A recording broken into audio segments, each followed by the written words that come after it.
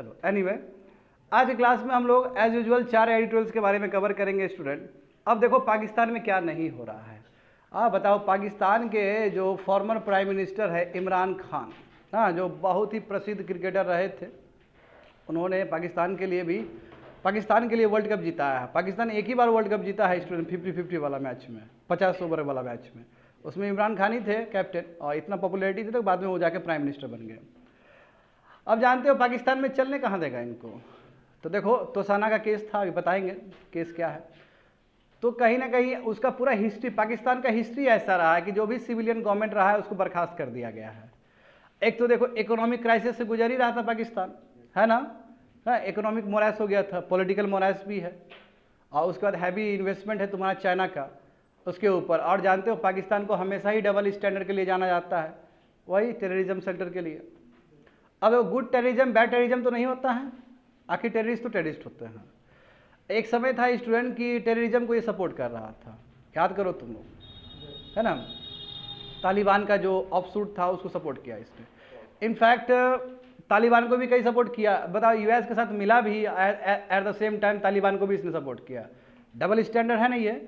और अभी क्या हो रहा है, इसके मस्क में कितना अटैक हो रहा है। तो इसलिए लोग कहते हैं कि टेररिज्म का कोई धर्म नहीं होता है, टेररिज्म का कोई फ्रंट साइड नहीं होता, कोई बैक साइड नहीं होता है, कोई गुड टेररिस्ट नहीं होता, कोई बैड टेररिस्ट नहीं होता। ये बेस्ट एग्जांपल है पाकिस्तान से। तो पाकिस्तान से हम सीख सकते हैं। तो और भी क्या क्या इश्यूज है वो समझने का प्रयास करेंगे। 294 देखो, क्रेडिट रेटिंग ये बता चुके हैं ना हम लोग। फिच रेटिंग दुनिया में 3 ही सबसे प्रसिद्ध है, 3-4 प्रसिद्ध है, 3 सबसे फेमस है। क्रेडिट रेटिंग एजेंसी जैसे स्टैंडर्ड एंड पुअर, दूसरा तुम्हारा फिच है, और तीसरा मूडीज है, ठीक है, अलग है, ठीक है। ये 3 बहुत फेमस है वर्ल्ड का। क्या होता है यहाँ पे, ध्यान दो बच्चे लोग, जो नए बच्चे लोग हो ज़्यादा ध्यान दो यहाँ पे, तुम लोग कॉन्सेप्ट के लिए ही बोल रहे हैं हम, इतना कुछ बच्चा लोग को आता है ये लोग को। इधर देखो, फिच रेटिंग हो गया, मूडीज हो गया, स्टैंडर्ड एंड पुअर हो गया, समझे, ये 3 है। इधर ध्यान दो, इधर रखो, नीचे नीचे रखो, वहाँ कहाँ बता रहे हैं, वहाँ से इधर ध्यान दो अच्छे से। अब इसका काम है कि दोनों ही रेटिंग देता है ये, सॉवरेन रेटिंग भी देता है, कंपनी का भी रेटिंग देता है। रेटिंग का मतलब क्या होता है, सॉवरेन रेटिंग का मतलब सरकार किस तरह परफॉर्म कर रही है। सरकार परफॉर्मेंस का मतलब क्या कि सरकार कितना कर्ज ले रही है, सरकार का जो फिस्कल डिफिसिट है ना, इंडिया कितना फिस्कल डिफिसिट है, 5.9%, यानी कि लगभग 6%। फिस्कल डिफिसिट मतलब जो कर्जा लेके हम जो ब्रीच कर रहे हैं एक्सपेंडिचर को, that's called fiscal deficit. Over the period ये जुड़ते जाता है तो ये पब्लिक डेब्ट बन जाता है, सही बात है ना। तो यानी कहने का मतलब क्या हुआ कि सॉवरेन मतलब सरकार का जो तौर तरीका है एक्सपेंडिचर का उसका भी क्रेडिट रेटिंग देने वाला यही संस्था सब है। At the same time company कैसा परफॉर्म कर रही है, कंपनी गुड है, लिवरेज रेशियो कितना है उसका, क्या बहुत ज़्यादा कर्जा लेके तो नहीं चल रही है कंपनी। यदि बहुत ज़्यादा कर्जा लेके कंपनी चले तो कंपनी कभी भी फॉल्ट कर सकती है, सही बात है, कभी भी कंपनी का दिवालिया निकल सकता है। तो ऐसा कंपनी का बात हो या सॉवरेन का बात हो, दोनों में ही क्रेडिट रेटिंग एजेंसी क्रेडिट देती है, और उस हिसाब से तय होता है कि वो कंट्री का जो माइक्रो मैनेजमेंट है, जो इंडिकेटर्स है, इन्फ्लेशन, वो कितना बेहतरीन है या कितना डूबा हुआ है। तो इस बार देखो फिच रेटिंग ने यूएस का जो है AAA को डाउनग्रेड करके AA+ दे दिया है। तो इससे बहुत कुछ मैसेज है वर्ल्ड के लिए, समझा, और यूएस के लिए भी, समझ गए। 295 देखो, इसमें क्या समझने का प्रयास करेंगे स्टूडेंट। देखो वही फॉरेस्ट कंजर्वेशन अमेंडमेंट बिल 2023। अब लोकसभा राज्यसभा दोनों में ये तुम्हारा बिल पास हो गया, ठीक है, और हम लोग बहुत दिन से ट्रैक कर रहे हैं इस बिल के बारे में। तो एक और कॉम्प्रिहेंसिव व्यू आया है, और इसमें कॉन्ट्रास्ट व्यू है कि आखिर ये बिल पास हो जाता है और एक्ट बन जाता है। कुछ दिन में प्रेसिडेंट का भी एसेंट मिल जाएगा इसको, है ना। तो प्रेसिडेंट का एसेंट जब मिलता है बिल को तो वो एक्ट बन जाता है, समझे, वो कानून बन जाता है। तो कानून बनने वाला है ये, बट इसमें कितना लकूना है। नोटिफाइड फॉरेस्ट एरिया, है ना, recorded forest area, deemed forest area, ये सब चीज़ क्या है, क्यों इतना इन्वायरमेंटलिस्ट लोग कंसर्न दिखा रहे हैं, तो इस चीज़ को समझने का प्रयास करेंगे। गोदावरबन जजमेंट भी समझने का प्रयास करेंगे, जो सुप्रीम कोर्ट ने सुनाया था कुछ साल पहले, कैसे उसको वायलेट करता है, सरकार का क्या पक्ष है, जो कि पिछले क्लास में भी हम लोग जान चुके हैं एडिटोरियल्स में, समझे, उस चीज़ को समझेंगे। 296 देखो, LK99 बताए थे ना स्टूडेंट्स के बारे में। LK99 मतलब सुपर कंडक्टिव मटेरियल है। हाँ, साउथ कोरिया के जो साइंटिस्ट लोग हैं वो बोल रहे हैं कि एक नया हम LK99 लेके आए, एक मटेरियल लेके आए। हाँ, इस तरह का 2 साल 3 साल पहले भी एक तरह का इस तरह का हुआ था, क्लेम हुआ था कि हम भी सुपर कंडक्टिंग मटेरियल लेके आए, बट जब बाद में चेक किया गया तो पाया कि फॉल्स, बेकार का चीज़ है। और अभी भी ये खाली क्लेम ही कर रहा है, इसके ऊपर शोध होगा, इसके ऊपर रिसर्च होगा कि बात सही है कि गलत है। तो इतना क्या बहुत बड़ा बात है सुपर कंडक्टिव मटेरियल का। बस देखो बच्चे लोग, यदि ऐसा होता है, यहाँ पे ध्यान दो, यदि LK99 यदि रियलिटी होता है तो बहुत बड़ा रिवोल्यूशन आ सकता है। देखो आमतौर पे जो सुपर कंडक्टिव मटेरियल होता है वो अचीव करने के लिए हमें टेम्परेचर कम करना पड़ता है, -250 डिग्री सेल्सियस में जाना पड़ता है, जिसको बोलते हैं क्रायोजेनिक स्टेज, जो हमारा यूज़ होता है ना सैटेलाइट सब में, जानते हो GSLV सब में यूज़ होता है, PSLV में यूज़ होता है क्रायोजेनिक स्टेज। नहीं जानते हो तो कोई बात नहीं, जानते रहो ना बैठ के। क्रायोजेनिक मतलब होता है कि जहाँ पे हम टेम्परेचर को -250 डिग्री सेल्सियस कर देते हैं, दैट इज कॉल्ड क्रायोजेनिक। तो यहाँ पे भी यही बात है कि आमतौर पे जो सुपर कंडक्टिंग मटेरियल का यूज़ किया जाता है वो क्रायोजेनिक स्टेज में यूज़ किया जाता है, यानी कि टेम्परेचर घटा के। मगर जो यहाँ पे साउथ कोरियन साइंटिस्ट ने जो क्लेम किया है वो ये बताने की कोशिश किया है कि एम्बिएंट टेम्परेचर और एम्बिएंट प्रेशर में ही, ऑन कर दो, एम्बिएंट टेम्परेचर और एम्बिएंट प्रेशर में ही सुपर कंडक्टिव मटेरियल हो सकता है। ये अद्भुत बात है कि अभी तक ऐसा कभी भी कोई मटेरियल नहीं पाया गया कि जो एम्बिएंट टेम्परेचर का मतलब क्या होता है स्टूडेंट?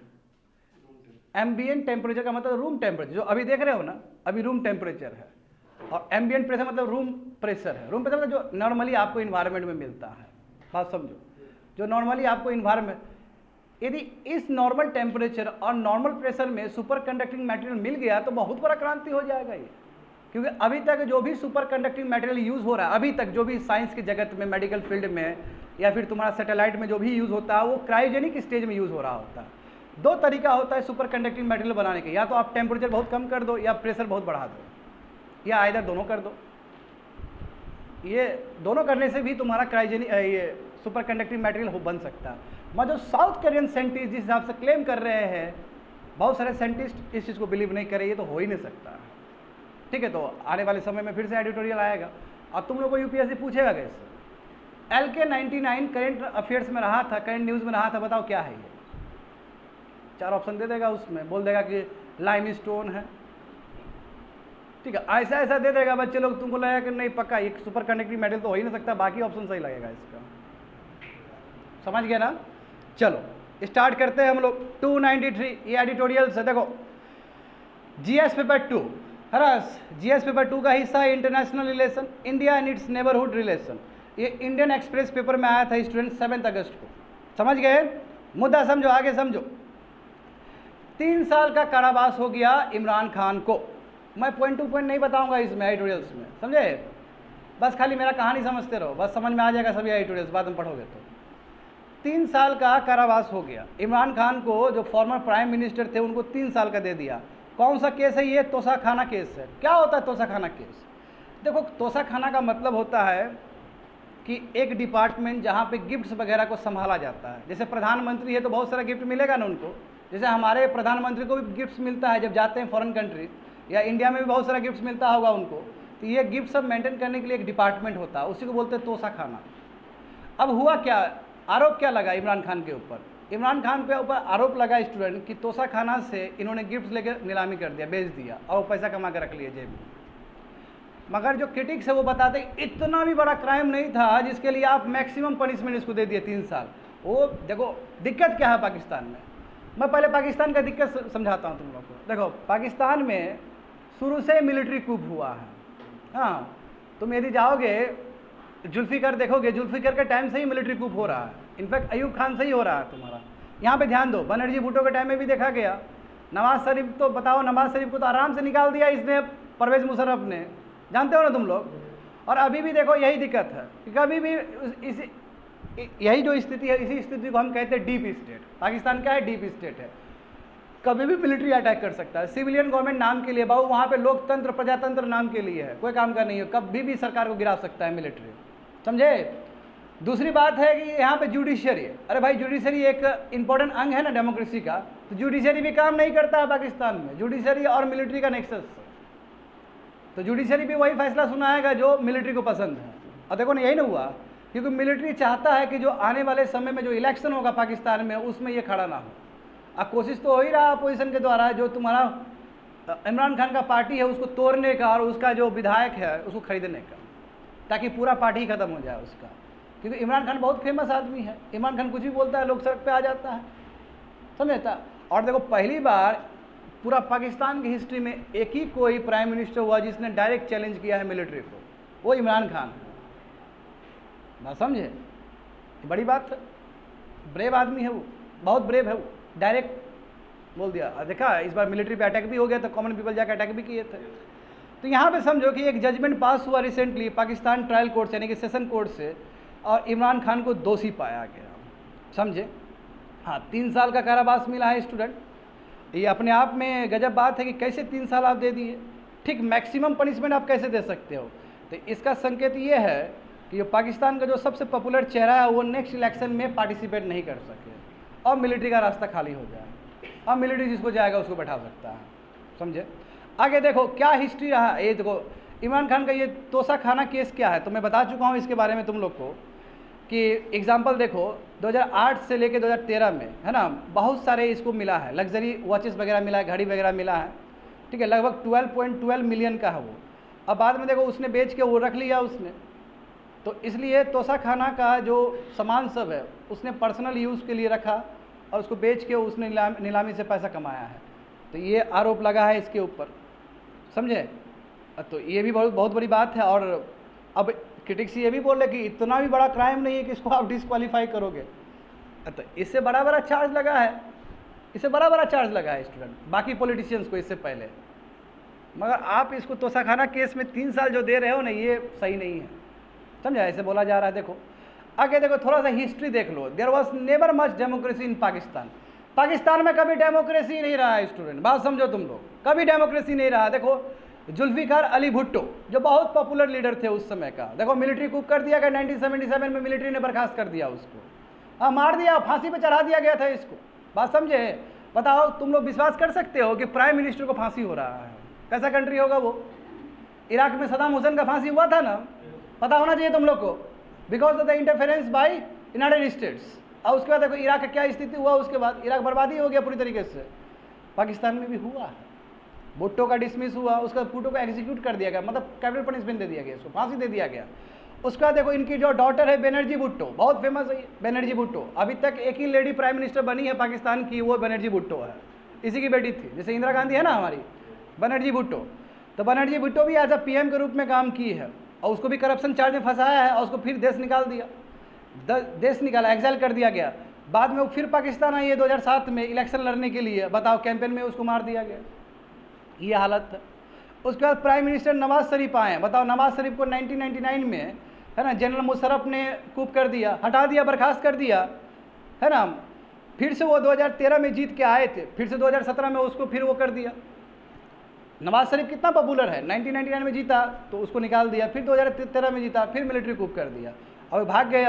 अभी लंदन में है, मेडिकल रीजन से लंदन में है, तब से वो रह रहे हैं, 2019 से वो लंदन में ही रह रहे हैं। और उसी का जो भाई है शहबाज शरीफ, वही रूल कर रहा है कंट्री को। तो देखो पाकिस्तान में तो कुछ हैंडफुल आदमी चला रहा है, वो भी परिवार चला रहा है पाकिस्तान में, तो ऐसा कंट्री का कहाँ भला हो सकता है स्टूडेंट, बात समझो। तो पाकिस्तान में कोई डेमोक्रेसी बचा ही नहीं है। आर्मी का जो डोमिनेशन तुमको पॉलिटिक्स में दिखेगा, और रिसेंट टाइम में नहीं, शुरू से ही दिखेगा, जब से तुम्हारा मिलिट्री कूप हुआ है, राइट फ्रॉम अयूब खान, समझे। तो देखो यहाँ पे इतना ही दिया गया है, मगर समझो इस बात को, बहुत कम दिया गया है, इसमें बहुत समझने के लिए है, बहुत छोटा एडिटोरियल से, यहाँ पे समझो और भी बहुत सारा चीज़। पाकिस्तान डीप स्टेट है जहाँ पे कभी भी मिलिट्री कूप कर सकता है। नंबर 1, पाकिस्तान सेफ हार्बर है टेररिज्म के लिए। अभी देखो हमारा मुंबई अटैक हुआ कि नहीं हुआ, हाँ, हमारा पीओ के एरिया में अटैक होता है कि नहीं होता है स्टूडेंट, है ना। पाकिस्तान ऑक्युपाइड कश्मीर जो है, वहाँ से कश्मीर में भी आते हैं ना अलगाववादी लोग, सब अटैक करते हैं ना, जिसकी वजह से हमारा कंट्री डिस्टेबलाइज होता है। अब देखो पाकिस्तान ने जिस हिसाब से टेररिज्म को पनाह दिया, हाँ, उसका वो मिलिट्री ही पनाह दिया है। अभी क्या भुगत रहा है ना पाकिस्तान। अरे बताओ पाकिस्तान में दो तुम्हारा टेररिस्ट ग्रुप काम कर रहा है, एक तालिबान से, एक अपना ही उसका, तो वो देश कहाँ पहुँचेगा। इसलिए स्टूडेंट यहाँ पे एक मैसेज जाता है कि किसी भी कंट्री को सेफ शेल्टर नहीं देना चाहिए टेररिज्म को। यदि स्टेट स्पॉन्सर टेररिज्म हो तो बहुत ही घातक हो सकता है, समझे, लेसन टू बी लर्न। अब देखो इकोनॉमिक क्राइसिस से गुजरा पाकिस्तान, पॉलिटिकल क्राइसिस से भी गुजर रहा है, अभी देखो सेफ्टी से भी गुजर रहा है, हाँ, जो आपका इंटरनल सिक्योरिटी है उस चीज़ से भी वो चैलेंजेस से घिरा हुआ है। तो पाकिस्तान का स्थिति बहुत ही पेचीदा है, बात समझ गए ना, दैट्स इट। आगे देखो 294 GS paper 2 international relation effect of policies and politics of developed and developing countries on India's interest and Indian diaspora. देखो बच्चे लोग, हम जो भेजते हैं ना तुम लोग करंट अफेयर्स, तुम लोग नहीं जान रहे हो, एक 4 है तुम्हारा, इंडिविजुअल भी है और एक ग्रुप में भी है। ग्रुप में पढ़ाते हैं, इंडिविजुअल इसलिए देते हैं कि जब सिलेबस का मैच कर जाएगा तो वहाँ पे जाकर डाल दो उसको, क्योंकि स्टैटिक और करंट अफेयर्स मैच करता है ना, तो उसमें डालना है। तुम लोग को जो सबसे ज़्यादा पेजेस है वो खोलना है, समझे? 29 कितना पेज का है वो बताओ तो? हाँ 29 पेज का वो वाला PDF खोलना है तुम लोग को। वो जो 4 भेजे ना अलग से इंडिविजुअल जो भेजे हैं, वो काम है तुम लोग को सेव करके रखना। बाद में इससे रिलेटेड यदि हम कोई स्टैटिक पढ़ाते हैं टॉपिक, स्टैटिक टॉपिक भी पढ़ोगे ना, इंटरनेशनल रिलेशन पढ़ोगे, हिस्ट्री पढ़ोगे, तो वहाँ जाके कंपाइल करना है। अभी जो खोलोगे अभी पूरा कंपाइल वाला खोलोगे।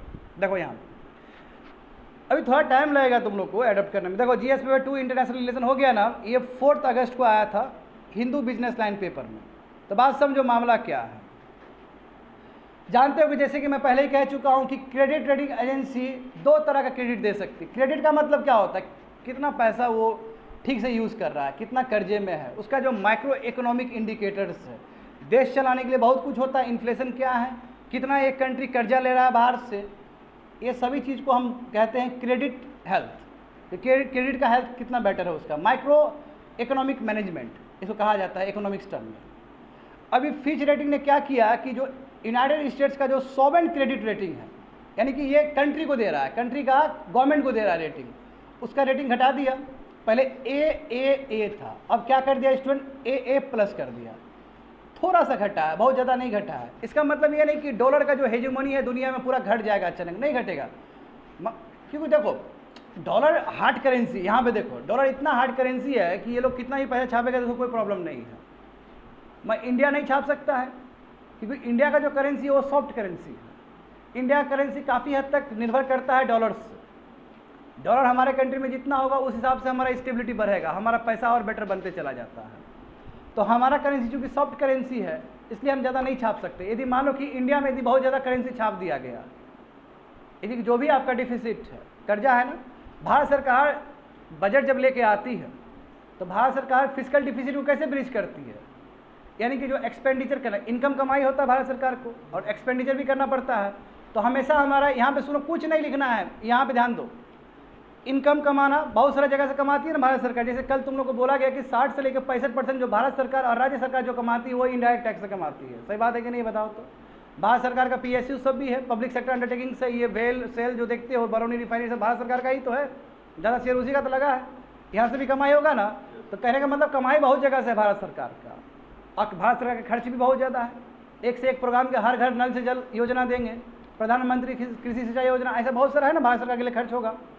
तो हमेशा चूंकि हमारा कंट्री सोशलिस्ट कंट्री है तो हमेशा हमारा जो एक्सपेंडिचर होगा ज़्यादा होगा एज़ कम्पेयर टू इनकम। तो कुछ गैप रह गया ना, यानी कि कमा रहा बच्चे लोग 10 रुपया और कमाई तुम्हारा खर्च हो रहा है 15 रुपया, तो 5 रुपया कर्जा लोगे ना।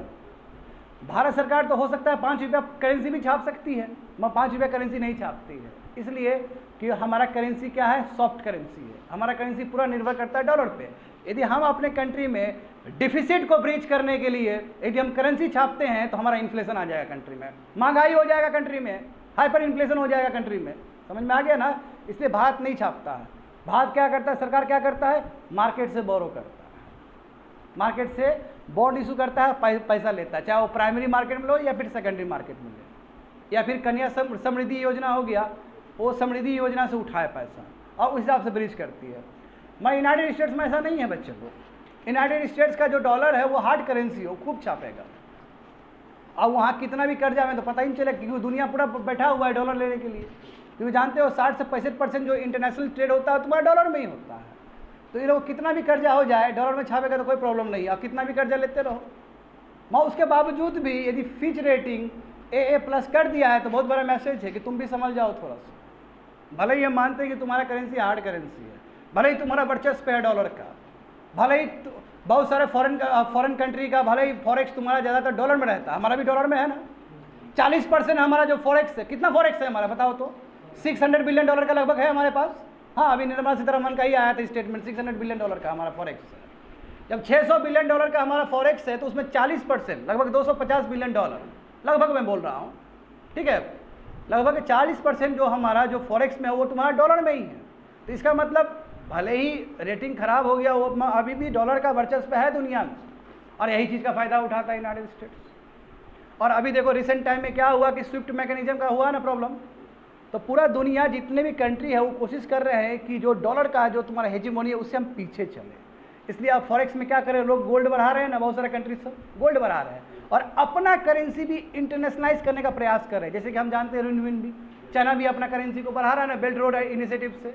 सिमिलरली इंडिया ने भी बहुत सारा समझौता किया है, यूएई से किया है, सिंगापुर से किया है ना, 13 कंट्री से किया है, श्रीलंका से किया है। तो हम भी अपना करेंसी को बढ़ाना चाहते हैं ताकि जो डॉलर का जो पूरा हेजिमोनी है उससे थोड़ा सा राहत मिल सके। बात समझ गए स्टूडेंट?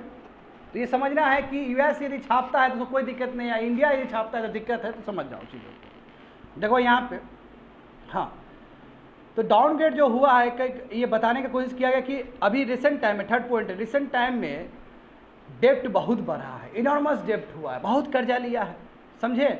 और यदि देखो यूएस से यदि बहुत ज़्यादा कर्जा लेगा तो फिर यूएस से क्या करेगा, अपना रिपो रेट बढ़ाएगा। क्योंकि देखो शुरू में क्या हुआ, कोविड के टाइम में यूएस ने बहुत करेंसी प्रिंट किया, उसकी वजह से डेवलपिंग कंट्री सफर हुए, क्योंकि करेंसी जब बहुत हो जाएगा। यहाँ पे देखो बेसिक समझो ना, यहाँ पे ध्यान दो स्टूडेंट, यदि यूनाइटेड स्टेट्स बहुत करेंसी छापता है तो वो डॉलर इंडिया का स्टॉक मार्केट में आएगा, उसको बोलते हैं एसेट बबल होना, यानी कि एक्चुअली में नहीं आना था, पैसा इतना ज़्यादा सर्कुलेट हो गया छापने की वजह से, तो इंडियन मार्केट में आएगा, इंडियन स्टॉक मार्केट में आएगा, शेयर मार्केट में आएगा, इंडियन स्टॉक मार्केट में यहाँ पे आया। मगर क्या हुआ कि मान लो कि यहाँ का जो यूएस फेडरल रिजर्व है, वहाँ यहाँ का जो आरबीआई है उसने रिपो रेट में कुछ चेंज कर दिया, तो डायरेक्ट पैसा तुम्हारा फिर से बैक चला जाएगा शेयर मार्केट से, हमारा शेयर मार्केट तो क्रैश कर जाएगा। तो कहने का मतलब क्या कि यूएस कुछ भी पैसा छापती है उसका असर पूरा दुनिया में पड़ता है। तो ए प्लस ए से ए प्लस कर दिया गया है, तो ये भी बताने के लिए कि समझ जाओ पूरा ग्लोबल जो स्टेबिलिटी है, जो फाइनेंशियल ग्लोबल स्टेबिलिटी है, वो आपकी वजह से दिक्कत में आ सकता है, जियोपार्डाइज हो सकता है, दिक्कत में आ सकता है, बी अवेयर। समझ गए ना? वही बताने की कोशिश किया गया। जैसे कि मैंने कहा है तुम लोग को कि इंडिया का फॉरेक्स कितना है, $600 बिलियन का, तो लगभग 250 कह सकते हो, कोई दिक्कत नहीं है, लगभग $230 बिलियन हमारा डॉलर में ही है तुम्हारा। तो हम समझ सकते हैं कि हमारा फॉरेक्स में डॉलर का कितना बड़ा रोल है। आगे देखो, अब यहाँ पे समझो स्टूडेंट, ऐसा क्या बात हो गया कि डिफिसिट बढ़ गया है, तो तुम आंकड़ा के साथ देख सकते हो कि देखो 2022 में इसका फिजिकल डिफिसिट कितना था यूनाइटेड स्टेट्स का, ओनली 3.7% ऑफ द जीडीपी, लगभग वही 4% से कम था। देखो 2023 आते आते 6% से ज़्यादा हो गया, ट्रेमेंडस जंप है ना।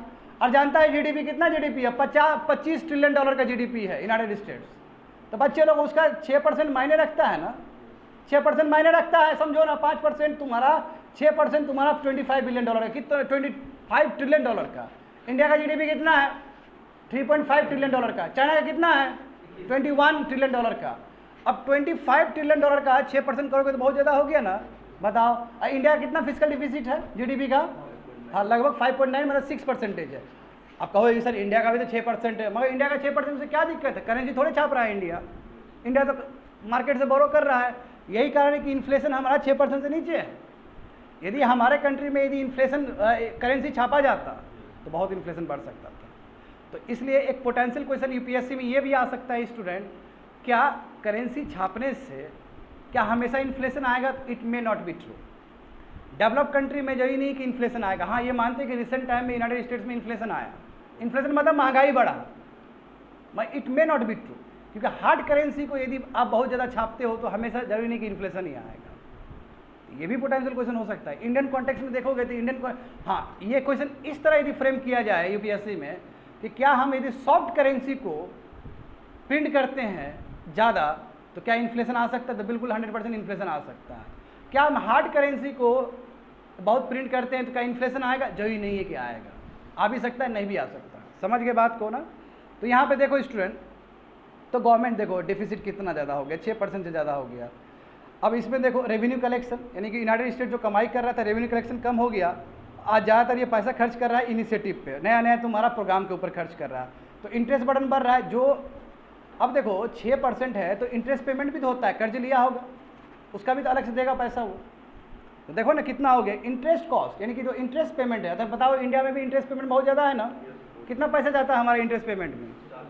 हाँ 17 पैसा जाता है, लगभग 17 पैसा हमारा इंटरेस्ट पेमेंट में ही जाता है। तो यूनाइटेड स्टेट्स में जो रेवेन्यू कलेक्शन का 10% तुम्हारा केवल ब्याज में ही जाता है। 10% बच्चे लोग केवल ब्याज, जो भी कर्जा ले रहा है वो कर्जा ले भी, छाप भी रहा है, कर्जा भी ले रहा है, उठा रहा है मार्केट से, तो 10% उसका ब्याज में ही जाता है।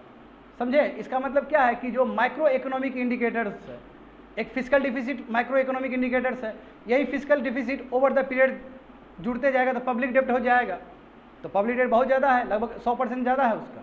इंडिया का बताओ पब्लिक डेप्ट कितना है? 80 to 85%। सब रिलेट करो, भारत से रिलेट करो ना इसको, तो उसका 110 से भी ज़्यादा पब्लिक डेप्ट है। तो माइक्रो इकोनॉमिक इंडिकेटर गलत हो गया ना, कम से कम 100 नहीं होना चाहिए।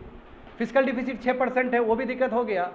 अभी देखो 10% उसका जो रेवेन्यू कलेक्शन है वो तुम्हारा केवल इंटरेस्ट पेमेंट में ही जा रहा है, तो माइक्रो इकोनॉमिक इंडिकेटर तबाह हो गया ना, गलत हो गया ना स्टूडेंट। आगे देख लो, अब देखो डेप्ट टू जीडीपी वही बोला, लगभग 120% है। 2025 तक तुम्हारा 120% हो जाएगा वो। तो माइक्रो इकोनॉमिक इंडिकेटर्स यूएस का चीख चीख के कह रहा है कि हालत अच्छा नहीं है उसका, इकोनॉमिक्स अच्छा नहीं है उसका, स्थिति खराब है। समझे?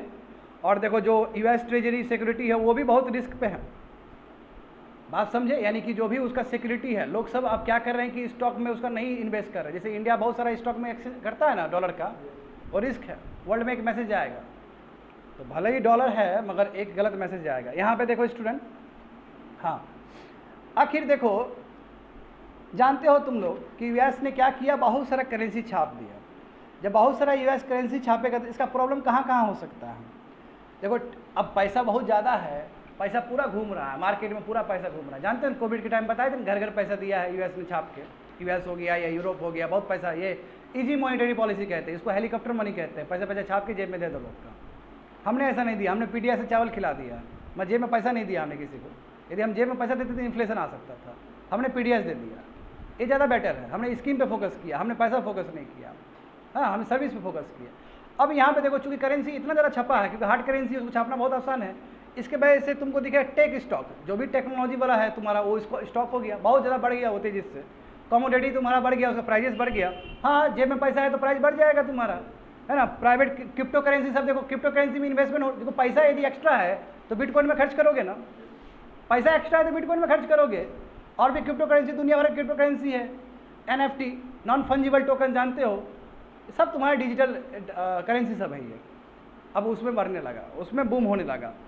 तो वही बोल रहा है स्टूडेंट कि यूएस से जो है ना, यूएस का जो तुम्हारा सॉवरेन क्रेडिट रेटिंग ये जो कम किया है, ये बताने के लिए कि देखो यूएस में पैसा जो छाप के ना, भले ही बूम आया है इकोनॉमिक सेक्टर में, but it is a not parallel with the real economy of United states. United states का जो रियल इकोनॉमी है वो चीज़ को रिफ्लेक्ट नहीं करता है। मैं यूनाइटेड स्टेट्स हर समय बच जाता है क्योंकि उसका करेंसी हार्ड करेंसी है। वो बचा इसलिए क्योंकि उसका करेंसी क्या हार्ड करेंसी है, पूरा दुनिया में उसका एक्सेप्टेबल है। आगे देखो स्टूडेंट, यहाँ पे तुम लोग देख सकते हो एक और भी रीजन बताया गया है गवर्नेंस पैटर्न पे। अब कितना फिजिकल डिफिसिट होना चाहिए, कितना पब्लिक डेप्ट होना चाहिए, इस चीज़ को लेके ही वहाँ का जो पॉलिटिशियन है उसके बीच में मतभेद है। जैसे देखो यूनाइटेड स्टेट्स में दो पार्टी होते हैं, एक डेमोक्रेट्स होते हैं, एक रिपब्लिक होते हैं, ठीक है, डेमोक्रेट्स एंड रिपब्लिक। अब जो बाइडेन कहाँ से आते हैं? जो बाइडेन डेमोक्रेट्स, और इससे पहले जो बुर्बक ट्रम्प था वो कहाँ का था? वो रिपब्लिक था, ऐसा ही कुछ है। तो ये रिपब्लिक और डेमोक्रेट्स जो तुम्हारा यूएस कांग्रेस का जो हिस्सा है, दो ही पार्टी है वहाँ पे। जैसे यूएस जानते हो ना कि यूनाइटेड किंगडम में भी दो ही पार्टी है, हमारा तो मल्टी पार्टी है। अब यहाँ पे ये दोनों पार्टी के बीच में, यानी कि यूएस कांग्रेस में भी समझौता ये नहीं है कि कितना फिजिकल डिफिसिट होना चाहिए। जब यूएस कांग्रेस में आपका जो सबसे बड़ा पार्लियामेंट है, उसमें आप जब आपका सहमति नहीं है कि फिजिकल डिफिसिट कितना होना चाहिए, तो जाहिर सी बात है क्रेडिट रेटिंग कम कर देगा उसको। ये भी एक रीज़न है, समझे, ये भी रीज़न है। अब देखो नेशनल डेब्ट कितना हो चुका है, 32.5 ट्रिलियन डॉलर का उसको कर्ज है। बताओ स्टूडेंट, इतना ज़्यादा कर्ज है, हाँ इतना ज़्यादा कर्ज है, तो इतना ज़्यादा कर्ज है तो एक तो रिस्क है ना, लेंडर्स को रिस्क है। बात समझ रहे हो? 32 देखो क्या लिखा गया है, 32.5 ट्रिलियन का तुम्हारा डेब्ट है उसका, यूनाइटेड स्टेट्स का मैं बता रहा हूँ, बहुत ज़्यादा है, ट्रिलियन में है स्टूडेंट। बात समझ रहे हो? इतना कर्ज है, और कितना लिमिट होना चाहिए, लिमिट को लेकर समझौता नहीं है दोनों पार्टी में, यानी कि यूएस कांग्रेस में ये समझौता ही नहीं है। ये भी एक रीजन है जिसकी वजह से तुम्हारा जो फिच रेटिंग है वो डाउनग्रेड किया, क्योंकि फिच रेटिंग तुम्हारा गवर्नेंस पैटर्न को भी देखेगा कि आने वाले फ्यूचर में कितना ये लोग सशक्त हैं।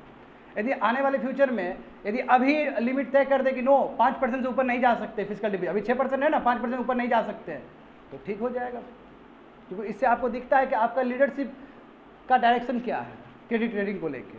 आगे देखो, इसमें बताया गया, देखो हाँ, इसमें कोई डाउट नहीं है, फिच रेटिंग रिपोर्ट ये भी बोलता है कि यूएस डॉलर पूरा दुनिया का है ना बेस्ट करेंसी है।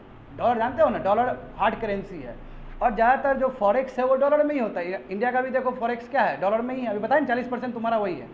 600 बिलियन डॉलर में स्टूडेंट 10 से लेकर 15% हमारा गोल्ड में है, और 40% लगभग क्या चीज़ में है, इसमें है, डॉलर में है, हमारा डॉलर में है। तो ये वर्चस्व तो रहेगा, तो इसीलिए एक फ्लेक्सिबिलिटी मिल जाता है यूनाइटेड स्टेट्स को कि पूरा दुनिया ही तो लगा हुआ है डॉलर के प्रति। मगर फिर भी यूनाइटेड स्टेट्स को समझ जाना चाहिए, समझे, इसलिए एक संकेत है ये। अब हाँ, एक चीज़ तो तुमको साफ साफ दिखेगा इस मैप को यदि ठीक से देखोगे। एक टाइम था बच्चे लोग, पूरा दुनिया में यूएस डॉलर का जो फॉरेक्स में कितना दबदबा होता था, 71% दबदबा होता था। यानी कि दुनिया में जो भी फॉरेक्स रखा जाता है, ये आप कमा रहे हो तो आप बाहर एक रखोगे ना अपना फंड, जैसे इंडिया का फंड 600 बिलियन डॉलर का है फॉरेक्स का, तो 1999 में स्टूडेंट 71% वर्ल्ड का जो फॉरेक्स था वो डॉलर में ही था। अब देखो घट के देखो 2023 में कितना हो गया, 59% हो गया। तो ये क्लियर कट इंडिकेशन है कि दुनिया ही अभी भी 60% है लगभग, तो अभी भी दबदबा है, मगर पहले कंपेयर में थोड़ा घटा है। और हर कंट्री ही चाहता है कि डॉलर का जो हेजिमोनी है उस हेजिमोनी से हम दूर जाए, और इसलिए क्या कर रहा है, तुम्हारा अपने करेंसी को भी इंटरनेशनलाइज करने का प्रयास कर रहा है बहुत सारा कंट्री, है ना। जो स्विफ्ट मैकेनिज्म है, जो वेस्टर्न कंट्री पूरा है ना, दबदबा है वेस्टर्न कंट्रीज का स्विफ्ट मैकेनिज्म में, उस मैकेनिज्म से भी हट के इन्हें ऐसा कंट्री अपना ही मैकेनिज्म को प्रमोट करने का प्रयास कर रहा है, समझ गए। वही चीज़ बताया गया है तुम्हारा वहाँ पे। तो ये सब चीज़ जो बताया गया है, एक तरह से यूएस को जितना भी रेड फ्लैग्स मिला है, जितना भी खतरा का घंटी मिला है, विच फिच रेटिंग सुधार करना होगा। अदरवाइज यूनाइटेड स्टेट्स का इकोनॉमी और उसका हार्ड करेंसी का वैल्यू मैच नहीं कर पाएगा, क्योंकि जितना बेटर इकोनॉमी हो उस हिसाब से करेंसी का भी सर्कुलेशन होना चाहिए।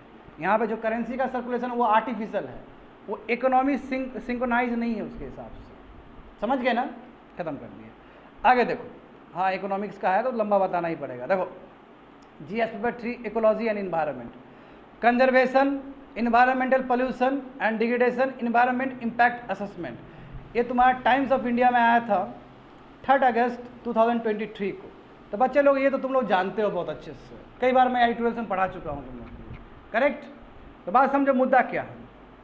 देखो ये जो फॉरेस्ट कंजर्वेशन एक्ट है ये 1930 में आया था, समझो कहानी समझो।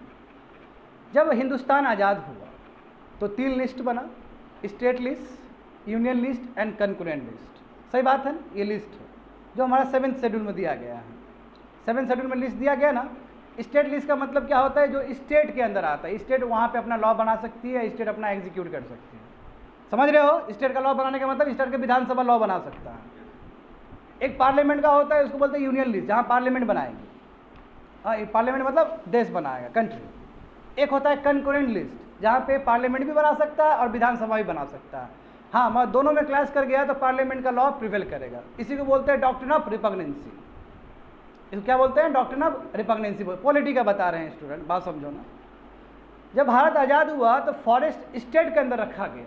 मैं ये पाया गया कि बहुत सारे स्टेट क्या कर रहे हैं, फॉरेस्ट को ना तोड़ रहे हैं, फोड़ रहे हैं, डिफॉरेस्टेशन कर रहे हैं। तो ये सेंटर को सहा नहीं गया। सेंटर ने क्या किया, संशोधन कर दिया और जाके उसको कंकरेंट लिस्ट में ले आया, स्टेट लिस्ट से कंकरेंट लिस्ट में ले आया। तो अब सेंटर का भी दबदबा होगा, इनफैक्ट सेंटर का ज़्यादा दबदबा होगा कंकरेंट लिस्ट में। तो कहने का मतलब क्या है कि 1980 में जो कंजर्वेशन एक्ट पार्लियामेंट से जो बना है हमारा, उससे पहले फॉरेस्ट तुम्हारा स्टेट के अंदर आता था, और फॉरेस्ट क्या है, तोड़ रहा था, और नॉन फॉरेस्ट्री यूज़ के लिए, माइनिंग के लिए, इंडस्ट्री के लिए डाइवर्ट हो रहा था फॉरेस्ट। इसलिए बहुत सारा फॉरेस्ट खो दिए। सेंटर को रहा नहीं गया। सेंटर को जब रहा नहीं गया तो पार्लियामेंट से पास किया, पहले पार्लियामेंट में चेंज किया। पहले उसने क्या किया कि स्टेट लिस्ट से उसको कंकरेंट लिस्ट किया, उसके ऊपर फिर लॉ बना दिया। उसी लॉ कहते हैं हम लोग फॉरेस्ट कंजर्वेशन एक्ट 1980। अब देखो, जैसे ही तुम्हारा फॉरेस्ट कंजर्वेशन एक्ट 1980 बना, उसके बाद फॉरेस्ट का फ्यूचर ही चेंज हो गया। अब आसानी से नहीं काट सकते हो फॉरेस्ट को तुम, क्यों, पार्लियामेंट के अंदर आ गया वो। तो कई बार ये लाना भी जरूरी। जैसे एजुकेशन देखो, शिक्षा, बच्चे लोग, शिक्षा तुम्हारा कंकरेंट लिस्ट में आता है। पार्लियामेंट भी लॉ बना सकता है, तुम्हारा विधानसभा भी बना सकता है, और पार्लियामेंट का हमेशा अपरेज होगा कंकरेंट लिस्ट में। देखो वही चीज़ लिखा गया है।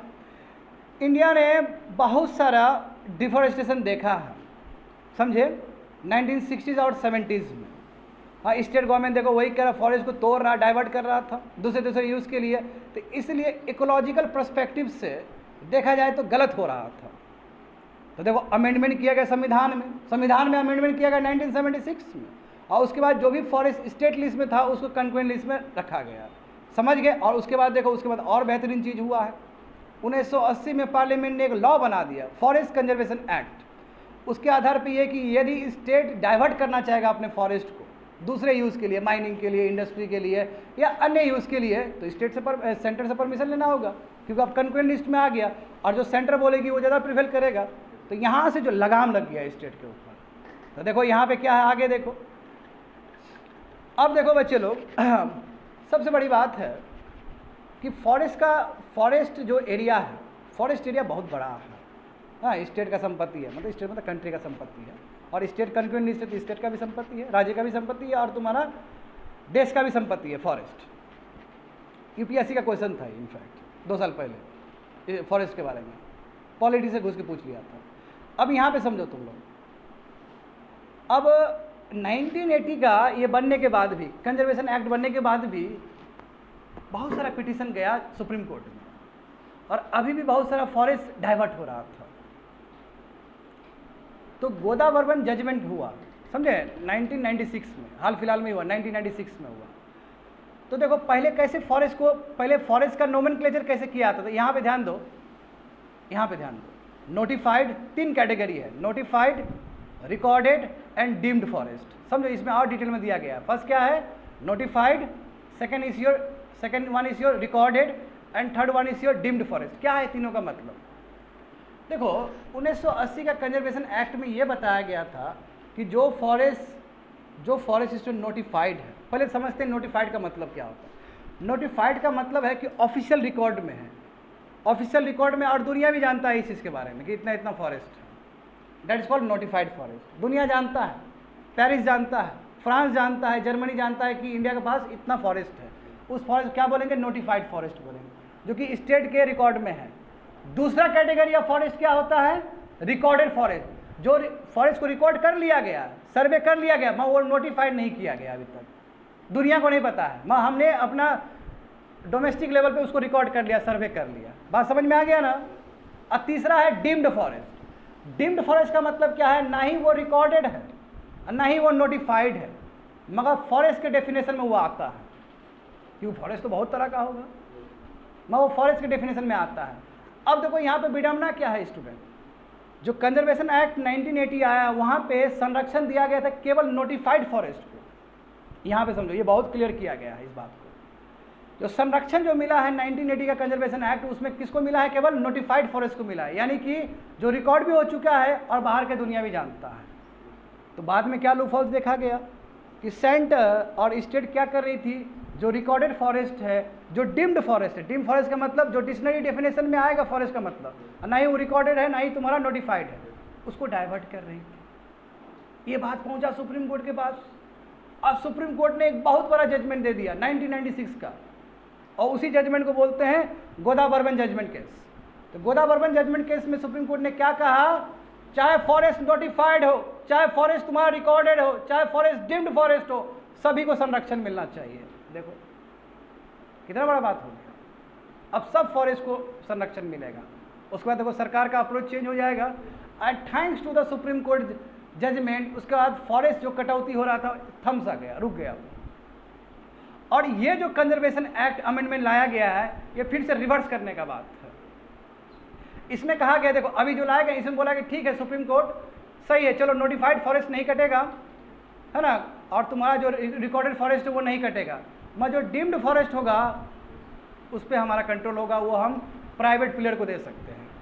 क्यों, मैं बता चुका हूँ पहले भी, तुम लोग को समझ में आ रहा है तुम लोग को कहानी, ये मैं बहुत पीछे से भी जोड़ रहा हूँ, इसमें नहीं दिया गया है, सो होलिस्टिकली मैं प्रेजेंट कर रहा हूँ।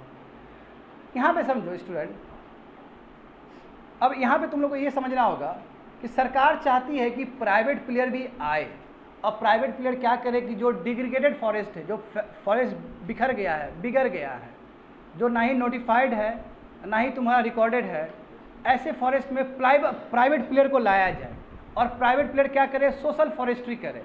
यानी कि वो फॉरेस्ट्री वगैरह लगाए, वहाँ पे प्लांटेशन सब लगाए, ऑयल पाम लगाए, शुगर कैन टाइप का लगाए, हाँ प्लांटेशन का मतलब बड़ा बड़ा, कोकोनट वाला लगाए, ओलिव बताया ना, पाम ऑयल, खजूर का वो सब लगाए, प्लांटेशन करें। मगर तुम खुद सोचो कि यदि गोदा बर्मन जजमेंट यदि यहाँ पे लागू होता है, अभी जो सरकार बोल रही है कि हम डिम्ड फॉरेस्ट को चाहते हैं कि हम डाइवर्ट करें और प्राइवेट प्लेयर को अट्रैक्ट करें, यदि इसको डिम्ड फॉरेस्ट माना जाएगा तो प्राइवेट प्लेयर आएगा? प्राइवेट प्लेयर बोलेगा कि हम आएंगे, हम जब फॉरेस्ट को डेवलप कर देंगे और अच्छा कर देंगे तो फिर सुप्रीम कोर्ट बोलेगा कि ये तो फॉरेस्ट हो गया, भागो यहाँ से, तो नहीं ना आएगा। प्राइवेट प्लेयर को भी चाहिए, ओके चाहिए।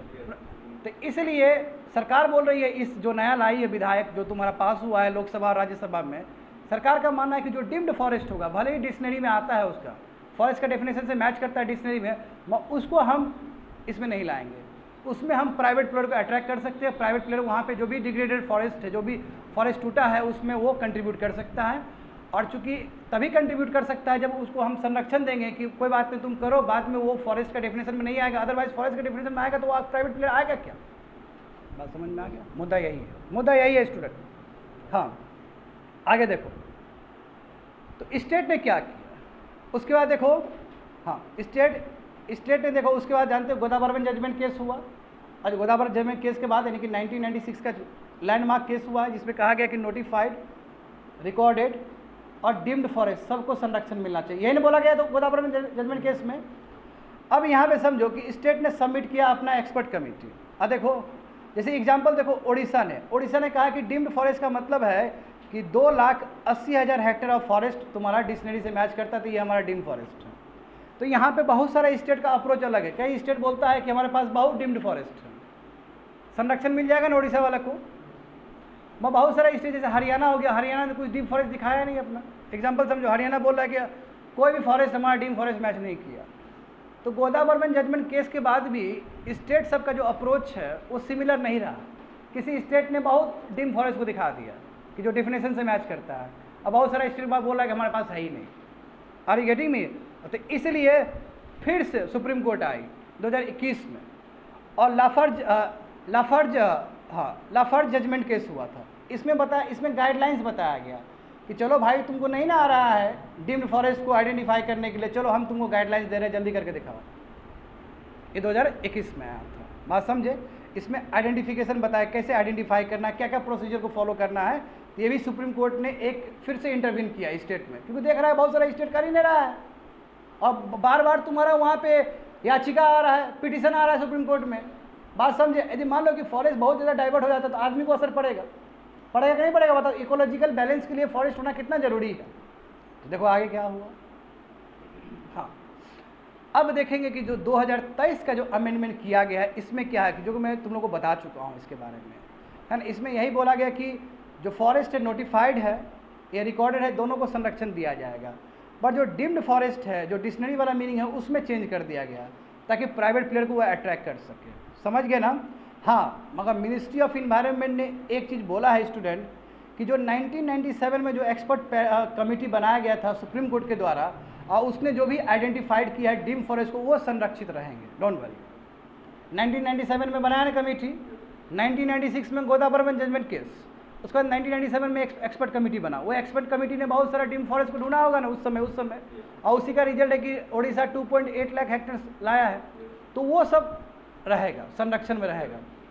अभी जो डिम्ड फॉरेस्ट है वो संरक्षण में नहीं रहेगा। अभी का डिम्ड फॉरेस्ट जो अभी रिकॉर्डेड नहीं है, नोटिफाइड नहीं है, बट एक्सपर्ट कमेटी ने जो उस समय बता दिया होगा, बहुत सारा स्टेट में चिन्हित किया गया होगा, ना, तो उसको संरक्षण मिलेगा।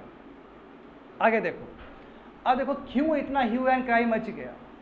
आखिर क्या इतना, ये जो इस बार जो अमेंडमेंट हो रहा है 1980 का जो एक्ट में अमेंडमेंट किया गया 2023 में, इतना दिक्कत वाली बात क्या है? इन्वायरमेंटलिस्ट ये लोग क्यों टेंशन में आ रहे हैं? तो इसका रीज़न ये है, देखो समझो स्टूडेंट, यहाँ पे ये जो अमेंडमेंट हुआ है, इससे दिक्कत ये हो जाए कि जो उड़ीसा का जो सबसे डेंस फॉरेस्ट है, नियमगिरी हिल रेंज, हाँ, यहाँ पे बाबू बच्चे लोग, यहाँ पे बहुत सारे पीबीडीजीज भी रहते हैं, ट्राइबल लोग सब रहते हैं। यहाँ पे 13 टाइप के ट्राइबल्स लोग रहते हैं। और देखो उसमें से जो डोंगरिया ट्राइब है, डोंगरिया ट्राइब ने तो जंग लड़ा है स्टूडेंट, 2004 से लेकर 2013 तक इसने जंग लड़ा है माइनिंग प्लेयर्स। और जंग लड़ के माइनिंग छुड़वा के वहाँ पे उसने संरक्षण किया उस जगह का। जो माइनिंग एक्टिविटी चल रहा था उसको मुंह तोड़ जवाब दिया इस ट्राइब ने।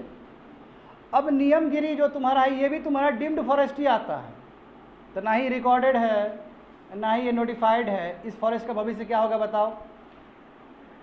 यानी कि इस फॉरेस्ट को बचाने के लिए जिसने अपना जान का बलिदान दिया, हाँ किसने? डोंगरिया ट्राइब ने, जो कि तुम्हारा 3 PBD जिसमें ये भी एक ट्राइब आता है, यानी कि ट्राइबल ग्रुप में ये भी एक ट्राइब आता है, जिसने माइनिंग के लिए लड़ा। वही बक्साइड माइनिंग हो रहा था 2003 से लेकर 2004 से लेकर 2013 तक बैटल लड़ा है। अब जैसे ये फॉरेस्ट डीम फॉरेस्ट आ जाएगा तो फिर ये डाइवर्सिफाई हो जाएगा और संरक्षण मिलेगा भी नहीं, और एट द सेम टाइम जो गोदावरी जजमेंट केस है वो उसका भी वायलेशन हो जाएगा। तो इसलिए जो टेंशन में आ रहे हैं, और जानते हो ये सब मैं बता चुका हूँ, सेकंड वाला पॉइंट मैं तुम लोगों को बता चुका हूँ। आगे देखो, अब नियमगिरी हिल्स के बारे में देखो। अब इसमें क्या खास बात है, कितना बड़ा फॉरेस्ट एरिया है, इसमें रिकॉर्डेड कितना कम है, रिकॉर्डेड फॉरेस्ट कितना कम है। देखो बच्चे लोग, इसमें देखो 3000 लगभग 3500 एकड़ ऑफ लैंड है, जो बड़ा विलेज है इस जगह पर। 95% तुम्हारा गवर्नमेंट का है और 4 से लेकर 5% प्राइवेट ओनरशिप। तो प्राइवेट ओनरशिप हटा दो, उसको हटा दो, ठीक है। अब बताओ जो गवर्नमेंट का लैंड है, हाँ गवर्नमेंट का लैंड कितना है? 95% है तुम्हारा ऑफ 3500। तो हम कह सकते हैं रफली तुम्हारा 3200 एकड़ का जमीन, 5% हटा दो, 3000 या 3000 ले लो ना, कोई दिक्कत नहीं। 3000 हेक्टेयर का जमीन में स्टूडेंट मात्र डीम्ड फॉरेस्ट, देखो बच्चे लोग हंसी आएगा तुम लोग को, मात्र रिकॉर्डेड फॉरेस्ट 106 एकड़ है। समझ रहे हो बात को? क्या बोलना चाह रहे हैं? आपका 3000 एकड़ ऑफ लैंड है और उसमें आप रिकॉर्डेड फॉरेस्ट कितना है आपका? मात्र 106 है। बाकी फॉरेस्ट का क्या हाल होगा?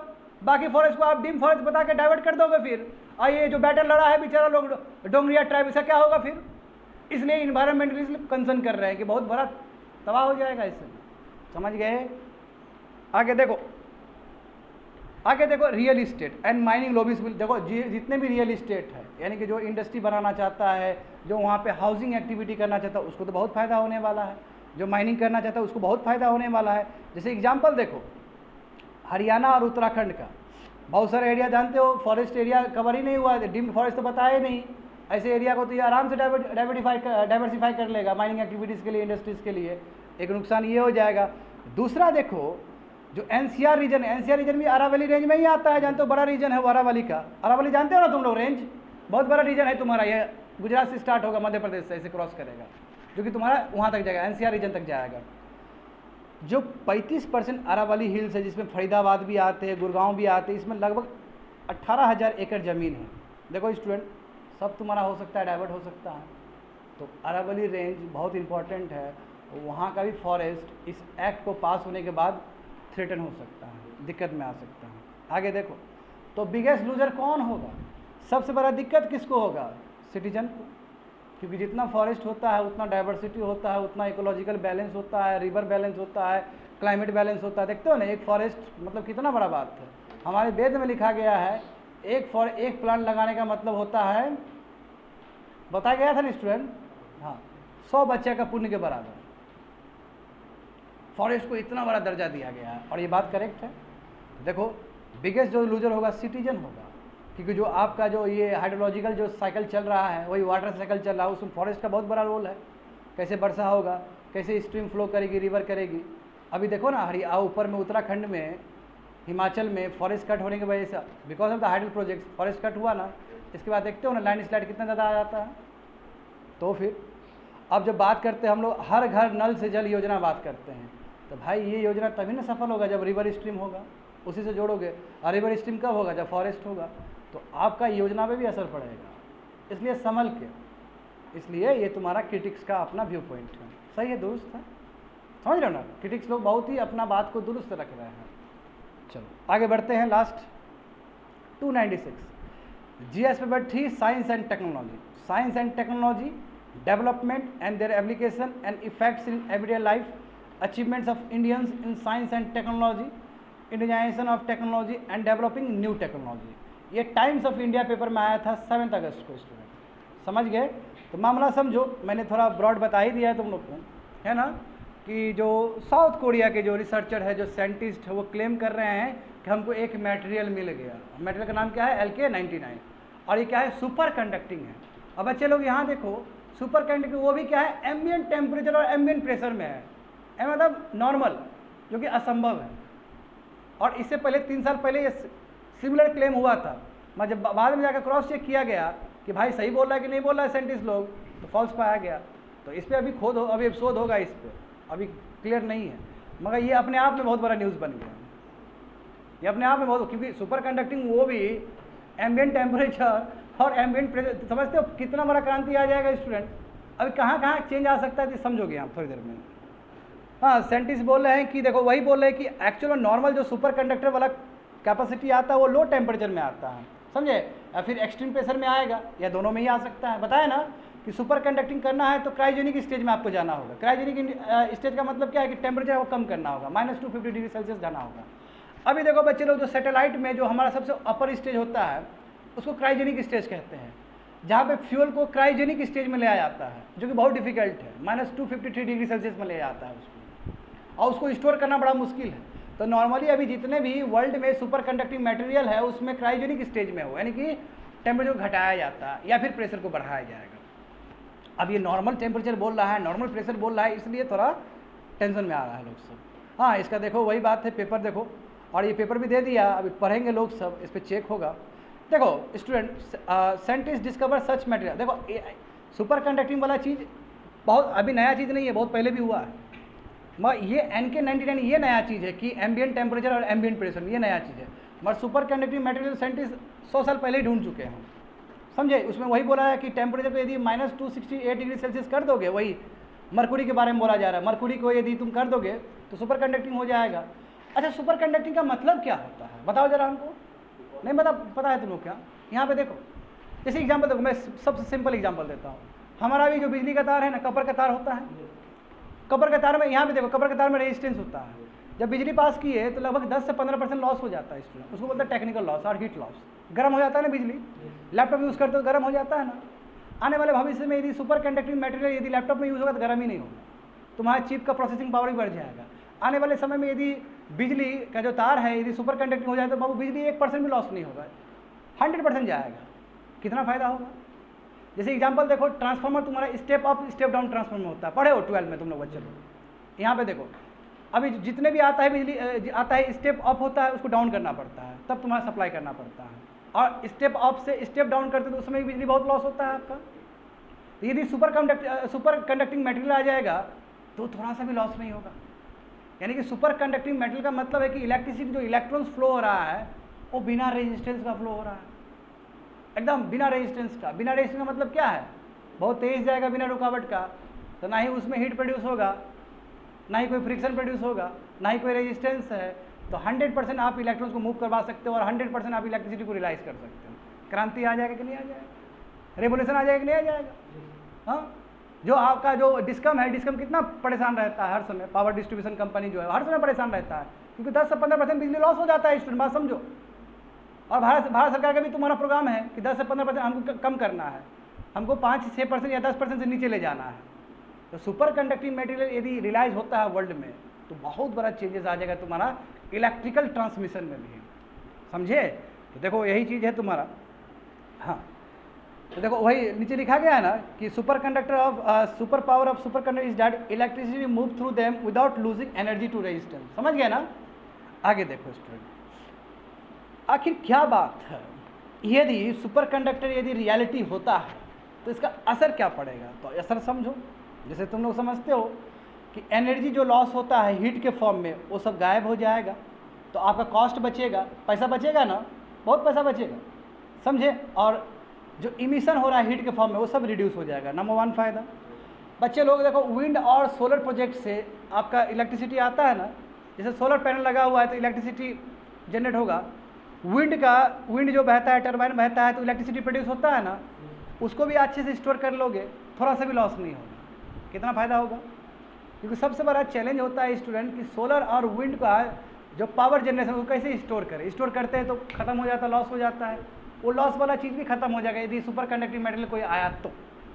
तीसरा देखो, बैटरी लाइफ, अभी जैसे बोल रहे हैं ना, बैटरी लाइफ क्या है तुम्हारा, ख़त्म हो जाता है ना। जैसे देखो अभी कंप्यूटर, अब तुम लैपटॉप यूज़ करते हो तो बहुत गर्म हो जाता है ना। तो वो बोल रहा है कि लैपटॉप, फ़ोन, इलेक्ट्रिक कार्स इस सब में भी रिवोल्यूशन आ सकता है। बैटरी लाइफ बढ़ जाएगा, बैकअप देगा। अभी देखते हो बैकअप, तुम्हारा नया लैपटॉप खरीदोगे 3 घंटे का बैकअप होता है बैटरी का, हाँ 2-3 घंटे का बैटरी होता है। उसके बाद देखो जैसे दिन प्रतिदिन बीतते जाता है तो आधा घंटा का कभी कभी थोड़ा बेकार हो जाता है, डेड हो जाता है। हर समय तुमको चाहिए उसका पैसा की। यदि सुपर कंडक्टिंग मटेरियल का है तो सदाबहार रहेगा। कितना बड़ा चेंजेस आ सकता है तुम्हारा पीसी सब में, बात समझे। हाँ स्टूडेंट याद करो, हम पूरा दुनिया में अभी कौन सा न्यूक्लियर एनर्जी यूज़ करते हैं? न्यूक्लियर फिजन को यूज़ करते हैं। फिजन का मतलब क्या होता है? हाँ, एक से टूट के, और यही हमारा न्यूक्लियर एनर्जी, न्यूक्लियर रिएक्टर में काम आता है फिजन। सन में क्या होता है? न्यूक्लियर फ्यूजन होता है, हाइड्रोजन प्लस हाइड्रोजन मिलकर हीलियम बनता है। सही बात है ना?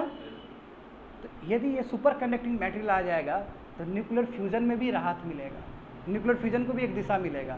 और जानते हो कि आने वाले समय में न्यूक्लियर फ्यूजन होगा। एक प्रोजेक्ट हुआ था ना फ्रांस में, एक प्रोजेक्ट हुआ था ना यूके में, जहाँ पे इंडिया ने, फ्रांस का प्रोजेक्ट में इंडिया ने भी पार्टिसिपेट किया था। हमने कोशिश किया है न्यूक्लियर फ्यूजन करने का, बहुत कम सेकंड के लिए, क्योंकि उस तरह का इन्वायरमेंट क्रिएट, सन वाला इन्वायरमेंट क्रिएट करना अर्थ में बहुत दिक्कत वाली बात है।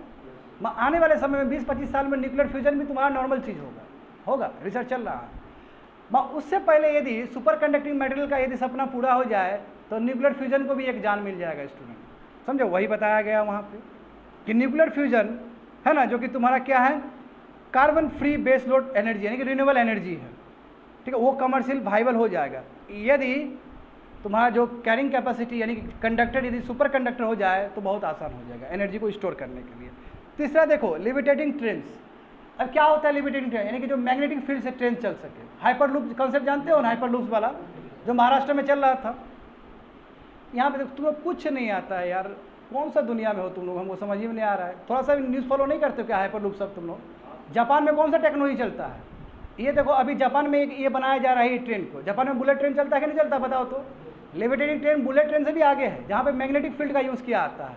यदि भविष्य में सुपर कंडक्टिंग मटेरियल आ गया तो जो ट्रेन तुम्हारा जो मैग्नेटिक फील्ड से चल रहा है उसमें और बढ़ोतरी आ सकता है, इसमें चेंज हो जाएगा। अभी देखो MRI स्कैन होता है ना, MRI स्कैन सुने हो ना, मैग्नेटिक रेजोनेंस इमेजिंग। उसमें क्या होता है बच्चे लोग, बहुत पैसा लगता है ना MRI करने में। CT स्कैन के कंपेयर में MRI में बहुत ढेर सारा पैसा लगता है। क्यों लगता है, कभी सोचे हो क्यों लगता है पैसा? क्योंकि उसमें भी जो मटेरियल यूज़ किया जाता है वो सुपर कंडक्टिंग मटेरियल होता है, जिसको -260 डिग्री सेल्सियस में ले जाया जाता है। एक तो -260 डिग्री में ले जाना ही बहुत बड़ी बात है, और उसको मेंटेन करने में बहुत पैसा लगता है। इसलिए एक MRI तुम्हारा स्कैन होगा तो 5,000-6,000 रुपये लगता है प्राइवेट सब में, और गवर्नमेंट में तुम्हारा आधा तुम्हारा लगेगा, आधा सरकार का लगता है ना, 5,000 लगभग 4,000-5,000 लगता है। तो देखो इसमें क्या आखिर क्यों CT स्कैन क्यों अच्छा नहीं है MRI कंपेयर में? MRI में क्या है कि तुम्हारा डिटेलिंग होता है, बहुत ही अंदर लेवल पे, टिश्यूज़ का अंदर लेवल पे जाकर तुमको बताएगा।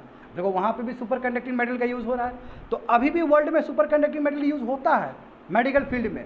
मैं यदि सुपर कंडक्टर आपको नॉर्मल टेम्परेचर और नॉर्मल प्रेशर में मिलता है तो इसका जो यूजेस है वो बहुत बढ़ जाएगा, मेडिकल फील्ड में चला जाएगा। और आने वाले समय में यदि मान लो कि नॉर्मल टेम्परेचर पे आपको मिल जाता है सुपर कंडक्टिंग मटेरियल, तो देखो MRI में कितना बड़ा रेगुलेशन आ जाएगा, आपका इतना पैसा लगेगा नहीं, वो भी CT स्कैन के बराबर आ जाएगा। चेंज हुआ ना, पेशेंट्स का कितना बचेगा पैसा, वही बताया जा रहा है। क्वांटम कंप्यूटर्स, क्वांटम कंप्यूटर जानते हो ना, क्लासिकल कंप्यूटर नहीं है, क्वांटम कंप्यूटर है, जो तुम्हारा 0 और 1 के बीच में बीट काम करेगा। नॉर्मल कंप्यूटर क्या होता है, 0 और 1 से चलता है, जिसको बाइनरी बोलते हैं। क्वांटम बीट्स में क्या होता है तुम्हारा कि तुम्हारा 0 और 1 के बीच में बीट रहेगा। तो क्वांटम कंप्यूटिंग में भी तुम्हारा ये सुपर कंडक्टिंग मटेरियल का यूज़ हो सकता है। और क्वांटम कंप्यूटिंग में काम आने का मतलब समझते हो कितना बड़ा रेवोल्यूशन। जैसे आर्टिफिशियल इंटेलिजेंस बज़वर्ड है ना अभी का, कटिंग एज टेक्नोलॉजी है आर्टिफिशियल इंटेलिजेंस, तो ये क्वांटम कंप्यूटिंग भी तुम्हारा कटिंग एज टेक्नोलॉजी है। तो जितना भी कटिंग एज टेक्नोलॉजी, देखो वही बोल रहा है, ड्रग डिजाइन से लेके क्लाइमेट साइंस तक, जो क्लाइमेट साइंस कैसे हमको इन्वायरमेंट को बचाना है, वो सब में तुम्हारा काम आ सकता है स्टूडेंट। तो समझे, हर एक इनफैक्ट हर एक टेक्नोलॉजी पे तुम्हारा इसका असर दिख सकता है सुपर कंडक्टिंग मटेरियल का।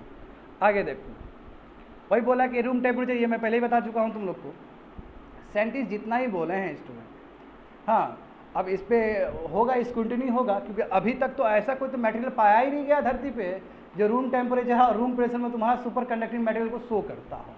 अब ये जो NK-99 के बारे में जो साउथ कोरिया का साइंटिस्ट लोग बोल रहा है, तो स्क्रूटनी होगा, चेक होगा, उसके बाद हम लोग डिटेल में पाएंगे कि ये सही बोला कि गलत बोला है। यदि ऐसा होता है तो बहुत बड़ा चीज़ हो जाएगा स्टूडेंट। लास्ट में देखो, हाँ अभी हम कंक्लूड नहीं कर सकते कि क्लेम सही है, वही क्लेम जब तक वेरीफाइड ना हो जाए तब तक नहीं हो। अभी जर्नल में भी नहीं छपा है, जानते हो कोई भी आप करते हो, बनाते हो, रिसर्च करते हो तो पहले जर्नल में छपता है। आज जर्नल में छपने के लिए बीच में बहुत सारा सर्वे किया था, क्रॉस चेक किया था, तो अभी छपा नहीं है। अभी आने वाले समय में पता चलेगा कि क्या वो 2 साल पहले वाला जो हुआ था क्या ऐसा ही होगा। 2 साल पहले वाला भी फॉल्स क्लेम हुआ था, तो ये फॉल्स क्लेम नहीं होना चाहिए। यदि फॉल्स क्लेम हो गया तो NK-99 खत्म हो जाएगा, बट यदि होता है तब तो बहुत बड़ा रेवोल्यूशन आ जाएगा। That's it.